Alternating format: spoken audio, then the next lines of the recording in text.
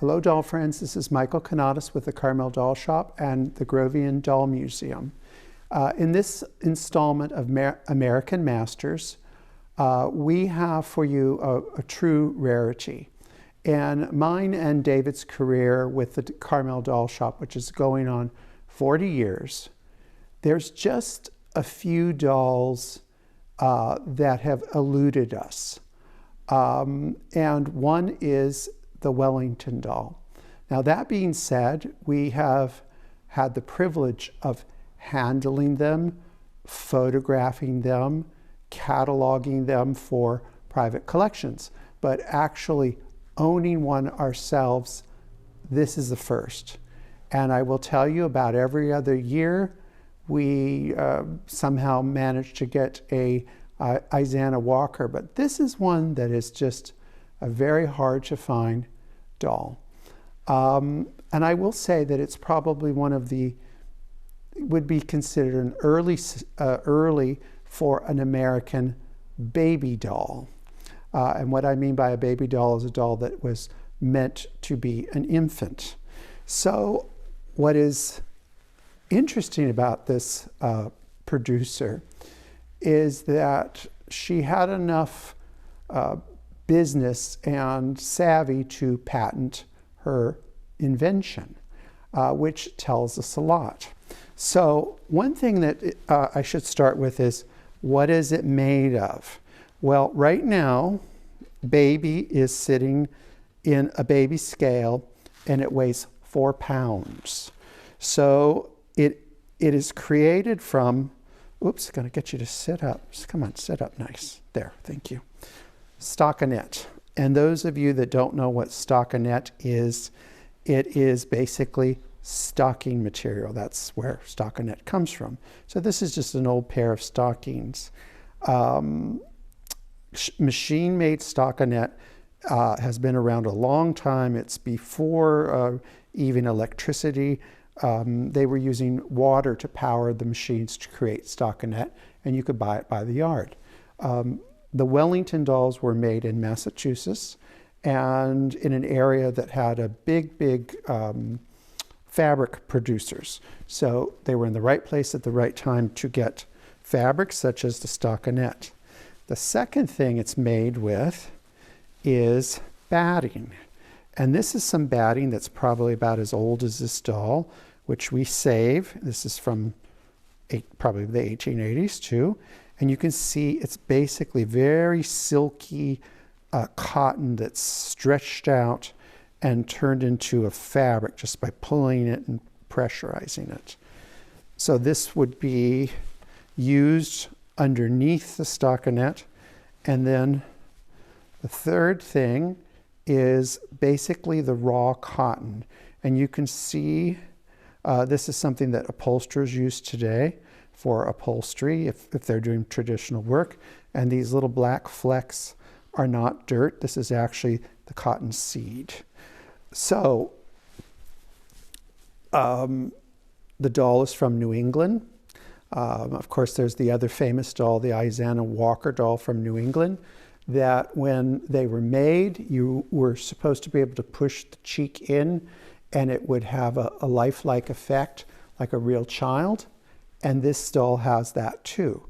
So in the patent description, and I always find patents are very interesting, they tell us a lot and then they tell us nothing. And they also give us misinformation, such as you can look at baby, how the head is formed, and it has a short little neck like a baby, a big head, that this was just done by a drawstring at the neck, which is not true.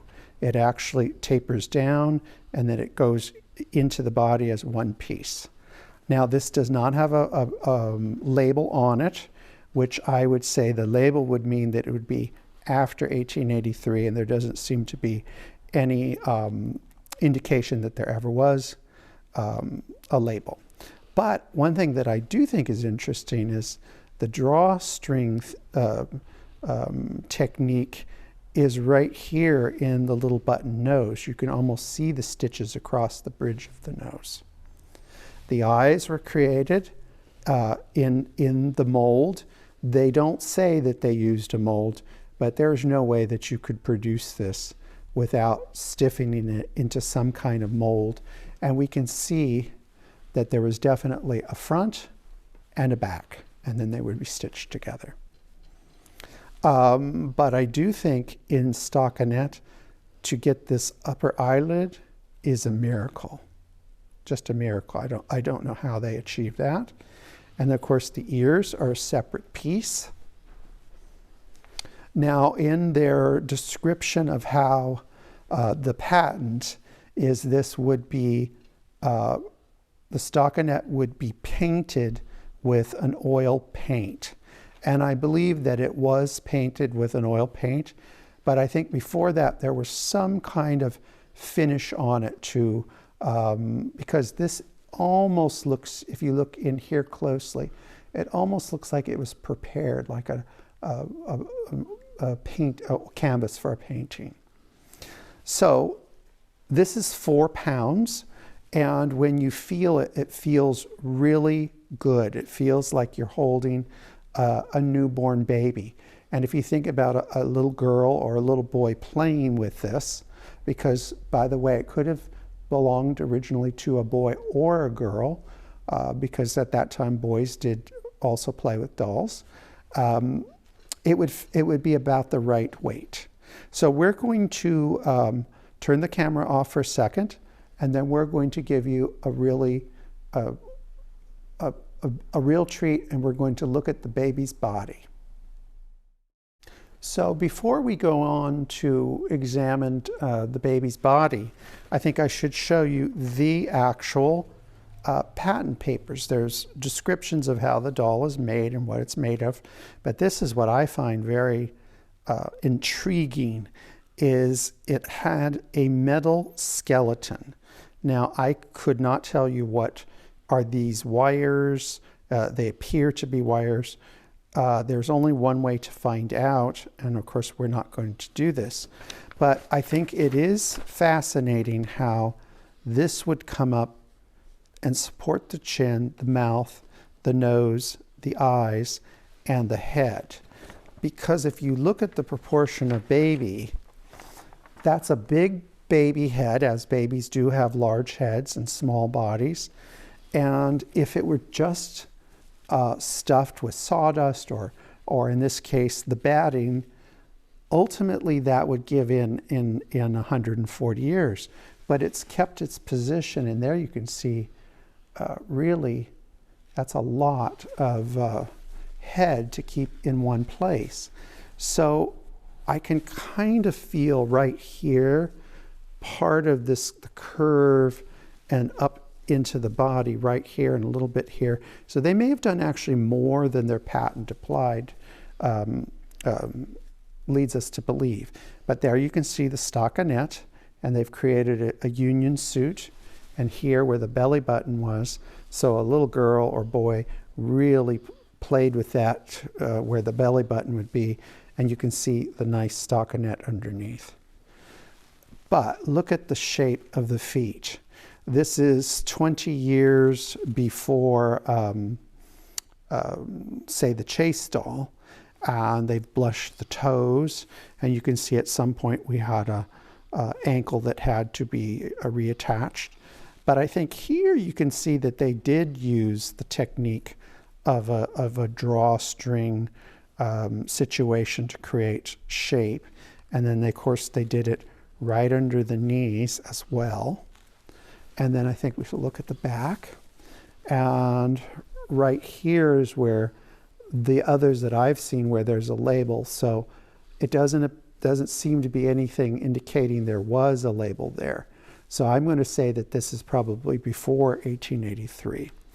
And then the little rear is just a batting that's folded up until it creates the cute little tush. And then you can see the bottom of the feet.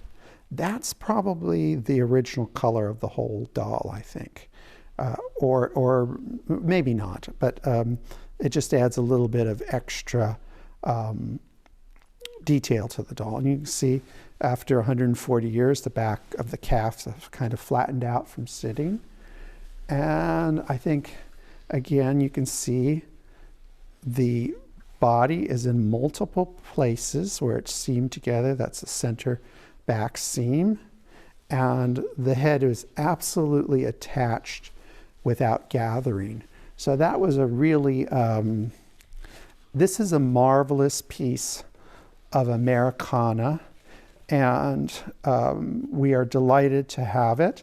Now, those of you that have followed our YouTube channel and seen the goings-on of Gay Gardens, this is one of the dolls from Gay Gardens, and this was a prized possession of Linda Gay Ward, one of her prized possessions. And we would love to keep her, but she's going on to her new home. And we're really thrilled because it's, at the Grovian Doll Museum, we do have volunteers. And I want to tell you that our volunteers work really, really hard, and they don't get many rewards, but one of the rewards that they get is occasionally the dolls of their dreams come in the door and they go their way, which I think that this is going to make someone a really, really wonderful Christmas gift to themselves, and they're very deserving. They know who they are. So I hope you enjoyed having a look at Baby, and we will put in the our downloadables. We will have the patent information there that you can look for yourself and see the original patent drawing. And then I just want to have one final thought of a patent. In the last few years, we've been involved in creating dolls. And you realize that before you can even have a doll on a table for sale, it takes at least 2 years to get it all right. So when you see a patent of a doll, that is not when it was first produced. It's already been in the works for a while. By the time they get to the point of thinking really big, if you think about it, patenting a feature in a doll. So anyways, doll friends, we will be back later. Bye-bye.